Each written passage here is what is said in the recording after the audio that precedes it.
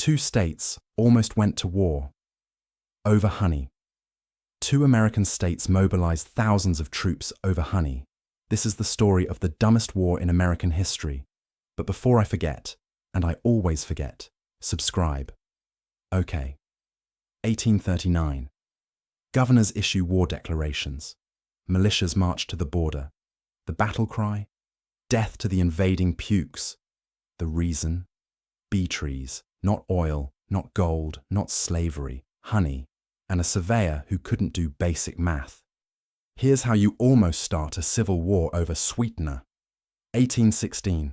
The United States government hires John C. Sullivan to survey the border between Missouri Territory and Native American lands. One job, draw a straight line, mark it clearly. Sullivan screwed it up. Twice. First mistake. He forgot that magnetic north and true north aren't the same thing. So, as his line went east, it drifted north, like drawing straight after a few drinks. Second mistake. His markers were garbage. Scratches on trees that faded, dirt mounds that eroded, wooden posts that rotted. Within years, half of them vanished. But nobody cared, because nobody wanted that land yet. Fast forward to the mid-1830s. Settlers move in. They discover something. The disputed strip, fertile soil, perfect for farming, and loaded with honeybee trees. Now, if you're thinking, why would anyone care about bees? You don't get frontier life. Sugar was expensive, rare, hard to import. Honey, that was currency. You used it for sweetening food, medicine, trading with neighbors. Beeswax made candles, which meant you could see after sunset. Finding a tree full of honey was like finding oil. The disputed zone had dozens of them. Missouri looked at this and thought, mine. Iowa thought, absolutely not. Problem: nobody knew where the border actually was, because Sullivan's markers were gone. So in 1837, Missouri decides to fix this.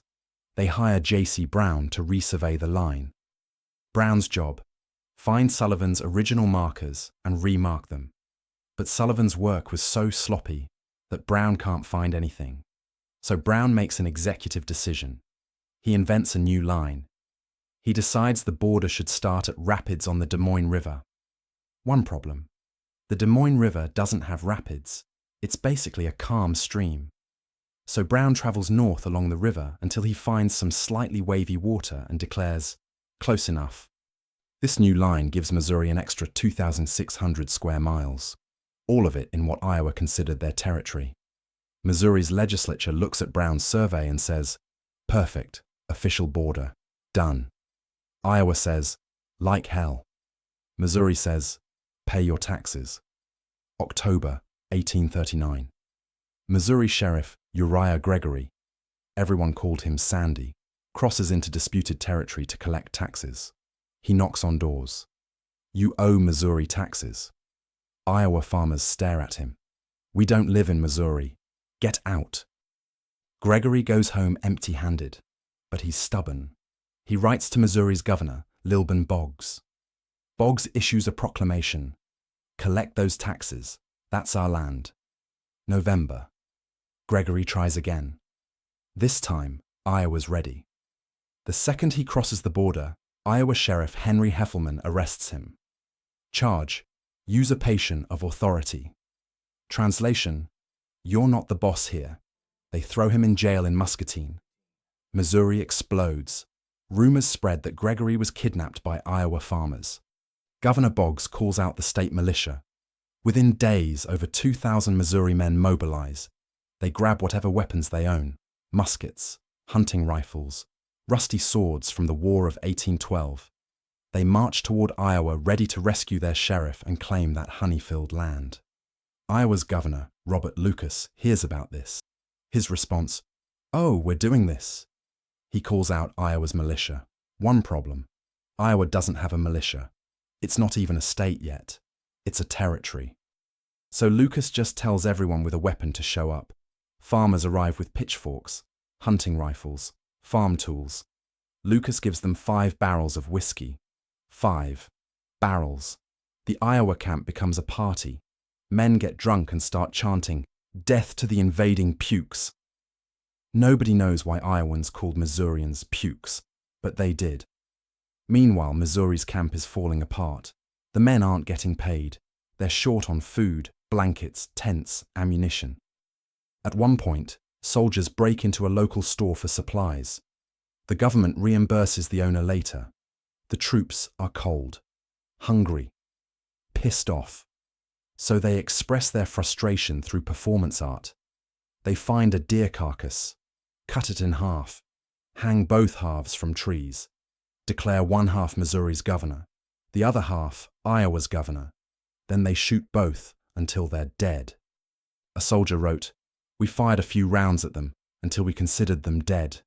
Dead." Then they bury the deer with full military honors. Gun salutes, the whole ceremony. This actually happened.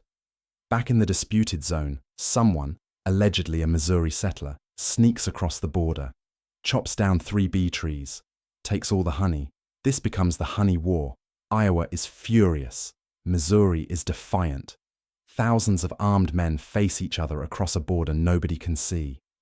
One trigger-happy soldier, one shot, and this becomes real. But nothing happens. Missouri's militia stands in the cold. Iowa's militia stands drunk. Nobody wants to fight. Missouri's general, David Willock, looks around and thinks, "This is insane." Iowa's leaders agree. Both sides stand down. The governors decide to let Congress and the Supreme Court sort it out. The militias go home. 0 shots fired. 0 casualties. Just 3 dead trees and 1 confused deer. Neither side was ready for actual war. Missouri's militia looked impressive on paper. Thousands of men, official ranks. In reality, half showed up without proper weapons.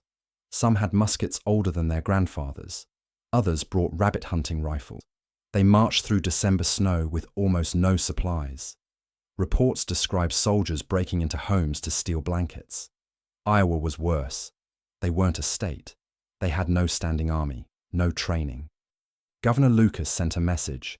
"If you own a weapon and live near the border, show up." People showed up with pitchforks and farm tools. Lucas tried to make them look official. It didn't work. That's not an army.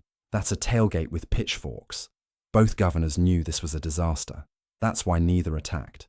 Missouri's general literally said he wouldn't shed blood over something lawyers should handle. Iowa's soldiers were too drunk to march straight. It's like watching 2 guys chest bump so hard they both fall over. So they stood there, yelling, posturing, shooting deer, then went home. And here's the thing nobody talks about. The people living in the disputed zone. They loved it. For years, they played both sides. When Missouri tax collectors came, they said they lived in Iowa. When Iowa tax collectors came, they said they lived in Missouri. They paid nobody. The area even had a nickname, the Hairy Nation. Supposedly because everyone there was uncivilized and looked like mountain men. But really, they were just smart.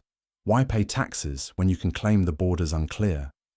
Some families worked this scam for over a decade. Free land, no government, just honey and chaos. When the Supreme Court finally ruled, these people were pissed. Now they had to pick a state, pay taxes, follow laws. The dream was over. The Supreme Court took a decade to rule. Iowa won. Missouri kept their pride and lost the honey.